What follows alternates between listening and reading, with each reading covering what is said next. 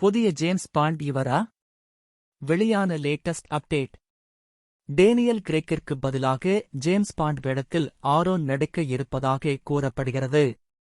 Aaron Taylor Johnson IMDb-யின் படி 2008ஆம் ஆண்டில் tongs and the perfect ஸ்னோகிங் என்ற நகைச்சுவை திரைப்படத்தின் மூலம் முதலில் பிரபலமடைந்தார்.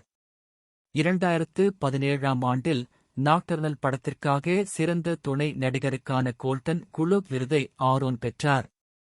ஜேம்ஸ் பாண்ட் கதாபாத்திரத்திற்கு ஆரோனின் பெயர் சமூக வலைதளங்களில் அதிகம் பயன்படுத்தப்படுகிறது.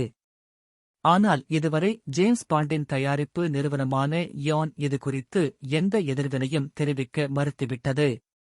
15 ஆண்டுகளாக ஏமாயாறு இன் மிகவும் பிரபலமான உளவாளியாக நடித்த டேனியல் கிரெக்கிற்கு பதிலாக ஆரோன் டெய்லர் ஜான்சன் 007 பாத்திரத்தை ஏற்றுக்கொள்வார் என்று எதிர்பார்க்கப்படுகிறது.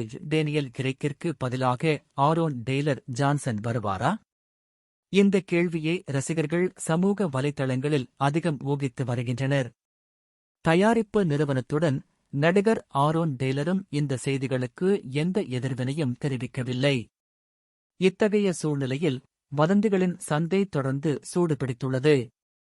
ஜேம்ஸ் பாண்ட் கதாபாத்திரத்தில் ஆரோன் நடித்தால் இந்த கேரக்டரில் நடிக்கும் 8வது நடிகர் என்ற பெருமையை அவர் பெறுவார்.